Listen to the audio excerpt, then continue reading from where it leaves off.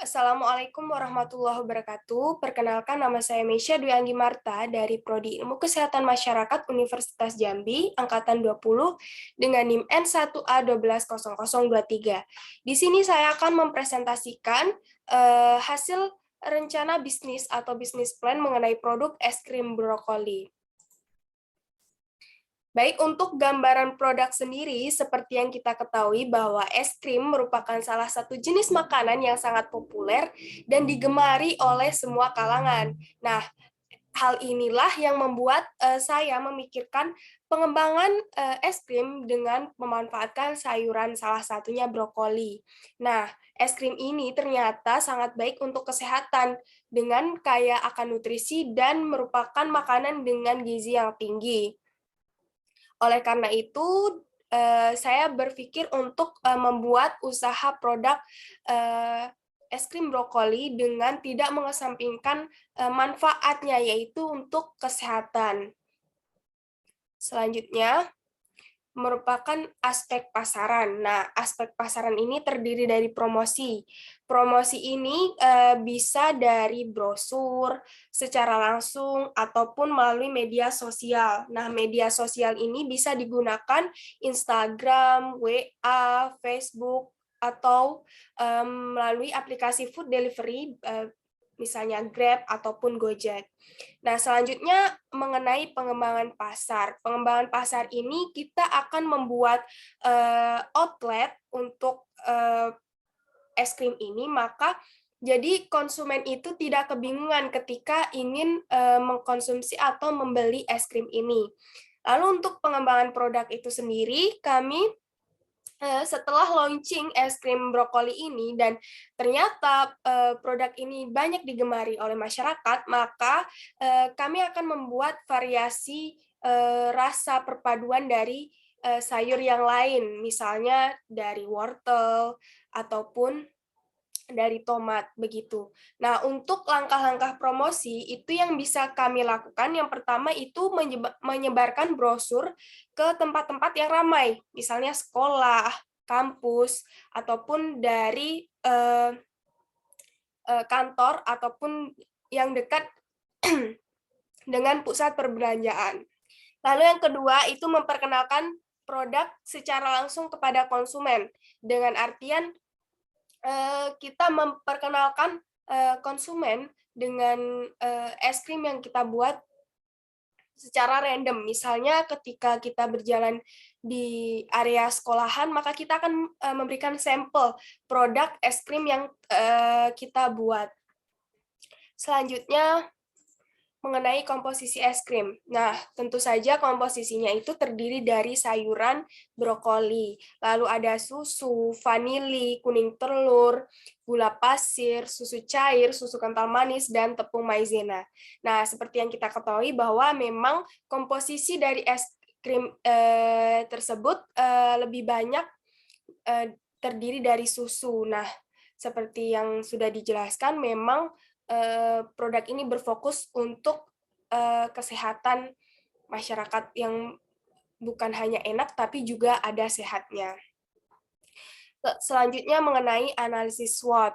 Nah, analisis SWOT ini terdiri dari strength atau kekuatan. Nah, yang pertama itu merupakan produk yang sehat, lalu kualitasnya yang higienis dan berkualitas, memiliki varian rasa yang baru dan unik, dengan harga yang terjangkau dan tersedia dalam beberapa kemasan atau cup. Selanjutnya ada weakness, itu bahan baku kadang itu susah didapatkan. Nah, itu harganya akan naik turun, dan juga apabila es krim ini diantar ke tempat yang jaraknya lumayan jauh, maka es krimnya akan mudah meleleh. Selanjutnya ada opportunity. Nah, ini bisa dijual kapan saja karena kita berkomitmen untuk memproduksinya secara konsisten.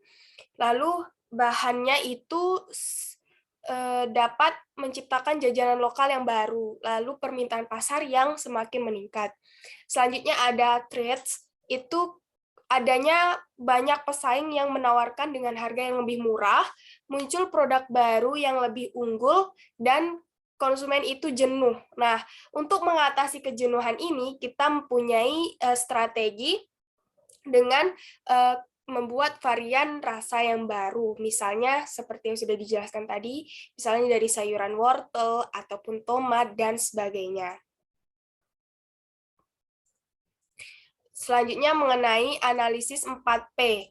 Nah, analisis 4P ini terdiri dari produk, yaitu berupa es krim dengan ekstrak brokoli, yang merupakan ada makanan selingan yang cukup digemari oleh semua kalangan, dan tidak menggunakan bahan pengawet serta aman dikonsumsi.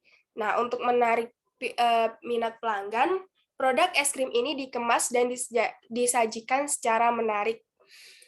Selanjutnya ada price. Nah, harga jual produk es krim brokoli ini disesuaikan dengan harga pesaing, yaitu sebesar atau seharga 10.000 dengan tampilan yang menarik, serta rasa yang lezat dan bergizi. Es krim ini dapat menarik minat para konsumen. Dan juga karena makanan ini kaya akan protein, maka bisa menjadi makanan penunda lapar. Selanjutnya ada place. Nah, promosi es krim brokoli ini akan diletakkan di tempat-tempat yang ramai, seperti sekolahan, pasar, kampus, pusat perbelanjaan, dan kantor. Nah, pada bulan pertama, kita akan memberikan diskon maupun potongan harga kepada para konsumen, agar konsumen itu tertarik terhadap produk ini, dan ketika sudah mencicipi produk ini, maka konsumen akan tertarik lagi untuk membeli produk ini. Selanjutnya, promotion. Nah, tempat yang kami gunakan itu adalah lokasi yang sangat strategis yang dapat dijangkau di pinggir jalan dan dapat diakses oleh kendaraan pribadi ataupun kendaraan umum. Jadi, ibaratnya tidak susah untuk mencari alamat di mana kita menjual es krim tersebut. Selanjutnya mengenai rencana modal. Nah, rencana modal ini terdiri dari alat dan bahan. Nah, alatnya misalnya seperti kompor, skop es krim, lalu blender, mixer, dan sebagainya. Nah, bahan-bahan ini tentu bahan-bahan yang akan kita buat untuk memproduksi es krim tersebut. Selanjutnya, ada juga biaya transport, pulsa, ATK, dan print stiker. Nah, dari keseluruhan ini didapat total sebanyak 1.071.000. Untuk mengenai laporan laba rugi itu ada kalkulasi harga dan keuntungan.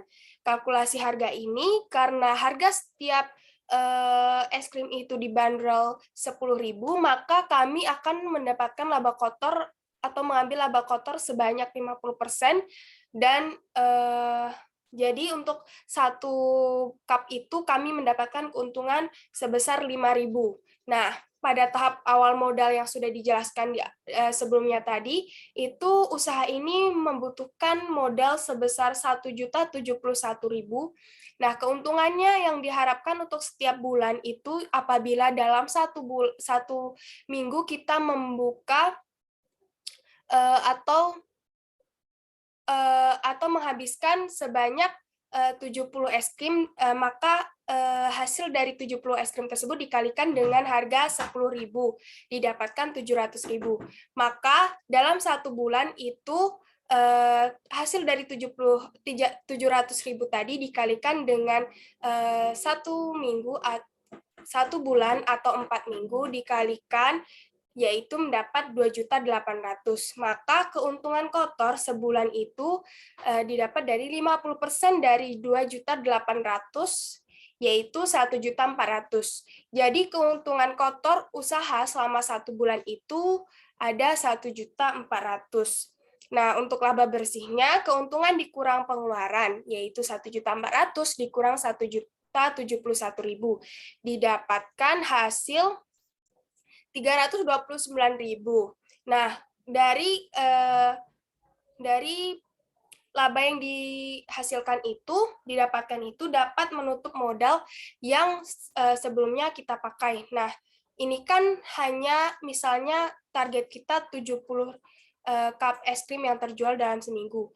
Nah, kita tidak tahu apakah ini akan meningkat untuk setiap minggunya, jadi Apabila meningkat untuk setiap minggunya, maka kita akan mendapatkan laba yang lebih besar daripada ini.